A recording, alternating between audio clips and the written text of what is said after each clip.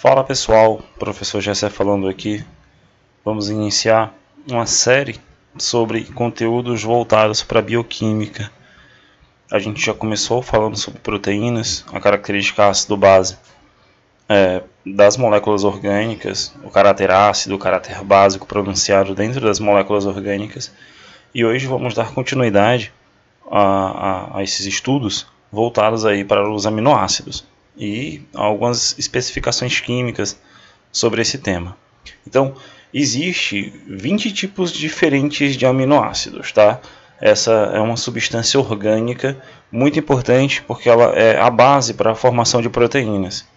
Alguns cientistas consideram a existência aí de 23 delas, né, nas proteínas humanas, mas a maioria considera outros 3 como variação, né, de alguns tipos das 20 principais tipos de aminoácidos. Então, e todos eles apresentam grande semelhança estrutural. Você identifica o aminoácido justamente pela sua estrutura química, tá? Então a gente tem aqui, os aminoácidos são constituídos por grupos de átomos que têm a função ácido carboxílico, que é esse grupo COOH, que é escrito dessa forma ou dessa maneira aqui, né, galera? C-O-OH. E outra função, que é a função amina, tá? Então elas sempre carrega consigo essas duas funções, o grupo ácido e o grupo amina, que tem um caráter básico, tá? Justamente em uma base de Lewis. Daí a origem do nome aminoácido, amino do grupo amina e ácidos do ácido carboxílico que está presente na estrutura do meu aminoácido. Eu tenho esse hidrogênio aqui ligado nesse carbono do grupo amino e essa cadeia carbônica que é o R, né? Por exemplo, a gente tem o menor aminoácido, o aminoácido mais simples possível, que no lugar desse R aqui, a gente tem um hidrogênio, que no caso é a glicina, ele é o menor de todos. Então, eu tenho aqui carbono 1, carbono 2, eu tenho um grupamento amina, né, no carbono 2, mas se essa cadeia aqui for mais longa, tá? Esse grupo amina aqui, ele pode estar localizado em outra posição, e aí ele vai dar uma outra característica para o aminoácido, certo? Então a gente está vendo aí a estrutura do mais simples. Então a gente pode entender também que como, né, o primeiro carbono, vizinho da carbonila, é aquele sempre, né, que sempre receberá o radical dos aminoácidos, então a gente designa-se a ele com a letra alfa, né? A gente tem aqui o carbono do ácido carboxílico, que a gente chama de carbono 1, né? É o carbono principal aqui, e praticamente ele não sofre alteração, né, reacional. Esse carbono aqui ele não sofre alteração porque ele já tem suas 4 ligações aqui perfeitamente colocadas. Normalmente quem sofre variação é essa cadeia carbônica aqui maior, tá? Então o primeiro carbono, depois desse carbono aqui da carbonila, do grupo carboxila, melhor dizendo, eu chamo de carbono alfa. Então se meu grupo amino, que é esse NH2, estiver localizado aqui nesse carbono alfa, ele vai ser um alfa aminoácido. E assim eu sigo na sequência, né, das letras gregas, alfa, beta, gama e por aí vai. Então dependendo de onde esse grupo amino aqui, galera, sempre é o NH2, né, o grupo amino, que identifica a função orgânica amina. Ele que vai designar se é um alfa aminoácido, um beta aminoácido, um gama aminoácido. Por exemplo, aqui nesse outro carbono, o grupo amino ele já está aqui, nesse outro aminoácido, né? Ele está localizado nesse outro carbono, então é o carbono alfa, beta, carbono gama. Então ele já não é um alfa aminoácido, ele já é um outro tipo, mas não do tipo alfa, tá? Do tipo gama. Então é assim que a gente analisa a estrutura inicial aí, né, desses aminoácidos, certo? Então existe aí, né, os casos para que a gente possa nomear, tá, esses aminoácidos dentro da química, que por exemplo a gente começa com o nome ácido, justamente por conta da primeira função aqui, que é o ácido carboxílico, 2-amino, justamente por conta da posição do grupo amino, está no carbono 2, tá? Você começa aqui a numeração da direita para a esquerda por conta da prioridade, que é as funções orgânicas, tá? 2-amino, 4-metil, justamente por conta desse grupo metil, que é o CH3 no carbono 4, pente, an, porque são ligações simples na cadeia carbônica, são 5 carbonos na cadeia principal, e óico, justamente porque tu finaliza o nome de um ácido com óico, né? Começa com ácido, termina com óico. Então, existe aí essa nomenclatura para os aminoácidos também, tá bom? Então, a gente vai falar um pouco aqui sobre a característica ácido-base. Os aminoácidos eles apresentam em suas estruturas dois grupos orgânicos característicos, né?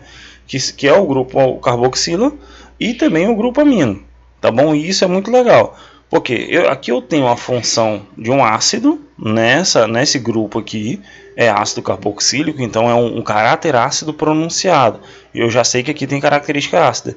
E nessa outra parte da molécula aqui, na amina, eu tenho a função de uma base, tá? Então no grupo carboxilo, né, que apresenta a função ácida, né, ou seja, ele é capaz de doar um próton. Esse hidrogênio que está aqui na hidroxila, ele é doado, né? Ele pode sair na forma de um próton H+, pela teoria de Bronsted-Lawrence.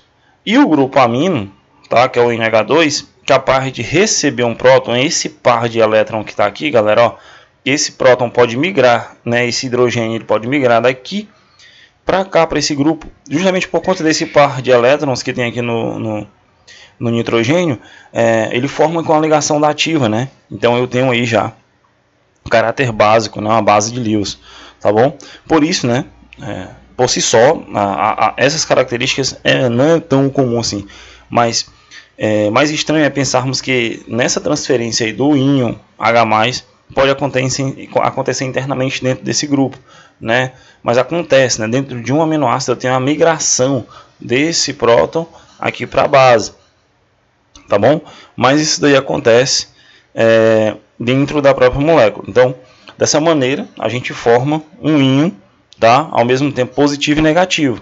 Quando isso acontece, né, em solução aquosa, ó, eu tenho aqui uma parte negativa da molécula e a parte positiva, tá bom? E aí eu represento ela dessa forma aqui, né, a forma mais condensada, tá bom? E aí eu tenho aqui, ó, esse par de elétrons não ligantes do átomo de nitrogênio, como eu falei, possibilita a captura do hidrogênio, tá bom? E aí eu tenho aqui a formação de um íon dipolar, né, que a gente chama a palavra, de origem alemão, que tem essa outra palavrinha aqui, que é bem complicada de se pronunciar, de origem alemão, que significa íon híbrido, tá bom? Tem a formação desse íon híbrido aqui. E aí a gente vai analisar como esse íon híbrido age no meio ácido e no meio básico, tá? Esse íon dipolar que a gente formado aí, ele apresenta um caráter anfótero, desculpa, né? Anfótero, tá?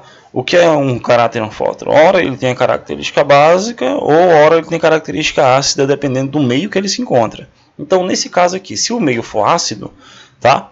Esse meio ácido vai reagir aqui, ó, tá? Esses prótons que vão estar disponíveis na minha solução, né, os íons H+, eles vão reagir com a parte negativa, aí vai formar aqui hidroxila, tá bom? E aí eu tenho aqui a formação novamente da função ácido, e a função a base fica aqui dessa forma. Quando eu estou em meio básico, a base reage, né, justamente com ela captura esse próton que está aqui no NH3+, e forma água, tá? E aí eu tenho a formação dessa outra parte da molécula. Então, portanto, a gente pode perceber, né, que variando o pH da solução que contém o aminoácido, este pode adquirir carga positiva ou negativa. Se ele tiver em meio ácido, ele vai adquirir uma carga positiva. Se ele tiver em meio básico, ele vai adquirir carga negativa, tá bom? A carga final, justamente por conta, né, da formação de água aqui. Eu fico com essa parte aqui negativa da minha molécula, aqui fica estável. Aqui não, aqui fica positivo e aqui fica negativo. Então isso pode vir para vocês na forma de algum raciocínio, entendeu? Em relação a isso. Então a gente também existe, né, uma tabela dos 20 aminoácidos. 10 deles são essenciais e os outros 10 são não essenciais. Os essenciais são aqueles que o nosso corpo precisa, né? E a gente não produz, não sintetiza, então a gente precisa buscar ele nos alimentos. Os não essenciais é aquele que o nosso corpo acaba sintetizando. Então, para a formação de proteínas é primordial que a gente tenha o quê? Uma alimentação baseada nos aminoácidos essenciais, tá? Que a gente precisa obter dos alimentos. Os não essenciais nosso corpo acaba tomando de conta. Então as proteínas elas são primordiais para uma dieta saudável. Então a dieta saudável necessita aí dos aminoácidos. Então é preciso ingerir aproximadamente, né, um grama de proteína, né, 1 grama de proteína por quilograma de massa corporal diariamente, tá? Então Se você, por exemplo, tem 90 quilos, você precisa de uma grande porção de proteína por dia. Tá? Mesmo você tendo aí 60 a 70 quilos, você precisa de uma boa porção de proteína por dia. E para que essa proteína seja formada, né, a gente precisa aí dos aminoácidos. Tá bom? Então a gente tem aí, né, isso, né, porque o nosso organismo ele sintetiza todas as proteínas necessárias para o nosso bom funcionamento, né, usando uma verdadeira mistura aí de alfa-aminoácidos. A gente percebe que aqui todos são alfa-aminoácidos, ó. O grupo amino está aqui no carbono alfa, tá bom? Obtido na nossa alimentação, né? Então na nossa própria alimentação, vegetais, verduras, carnes, tá? De diversos tipos cereais, a gente consegue encontrar esses aminoácidos. Interessante é que a quebra, né, das enormes moléculas de proteína em seus aminoácidos constituinte é feita no nosso organismo com o auxílio, né, de enzimas que também são proteínas. Ao mesmo tempo que os aminoácidos eles geram proteínas, as proteínas também são quebradas, né, por enzimas que também são proteínas. As enzimas é um caso que a gente vai ver um pouquinho mais na frente, né, a ação de uma enzima, a estrutura de uma enzima, tá? Então, dos 20 aminoácidos, como eu falei, 10 deles são considerados essenciais. Isto é, o organismo não é capaz de sintetizar e a gente vai buscar lá nos alimentos, tá bom? Então, acho que eu até coloquei aqui um mapinha pra gente, né, que tá a tabela com todos os aminoácidos, né, essenciais e não essenciais, nomenclatura, tá bom? E estrutura química. E aqui eu tenho, né, o que seria uma base para uma dieta saudável, né? Mas isso às vezes não é correto para algumas pessoas, porque a dieta varia de acordo com o organismo da pessoa. Então a gente tem proteínas de origem vegetal na combinação correta de arroz e feijão, milho e feijão, arroz e lentilha, e proteínas de origem animal, frango, carne bovina, peixe, né, ovo também, tá? Acaba tendo uma boa produção de proteína.